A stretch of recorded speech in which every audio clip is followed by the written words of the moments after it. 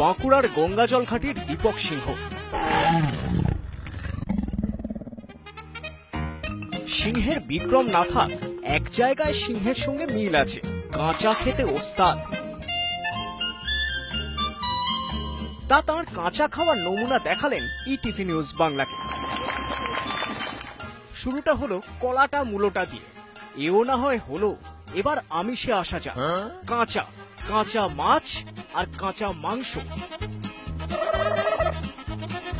এও কিছুই নয়। যারা চেনেন তারা বলছেন ভালো মানুষ দীপক চিবিয়ে খান A to Z। খেতে পারে কাঁচা। তা তার সে A to Z খাওয়ার ছবি দেখার আগে শুনুন কিভাবে শুরু হলো দীপকের কাঁচা খাওয়া। বারণ করতো, কিন্তু তাও খাচ্ছি, খেতাম। দেখতাম যে হ্যাঁ, চাল গম খেয়ে হজম হয়ে যাচ্ছে। হজম হয়ে যাওয়ার পর দেখি আরো কিছু শক্ত জিনিস কিছু খায়। তখন মাটির খোলা খেতে ভালো লাগতো। কথায় বলে ছাগলে কি না খায়, দীপক বোধহয় ছাগলকেও হার মানাতে পারেন। নারকোলের মালা, পেন, চিনে মাটির কাপ, এক কামড়ের সাবান।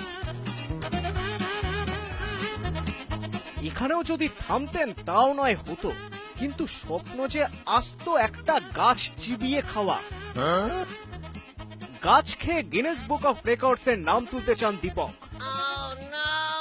আগামী দিনে আমার একটা আগেও বলেছি, এখনো বলছি, একটা গাছকে খাবো। একটা গাছের পুরো অংশটাকে খাবো, আমার চিন্তা ভাবনা আছে। দেখি কোন রাস্তায় কত দূরে পৌঁছতে পারি। পাড়াপড়শি সবাই বলছেন পারবেন, দীপক একদিন ঠিক পারবেন, নাম তুলবেন গিনেসে, আস্ত গাছ চিবিয়ে।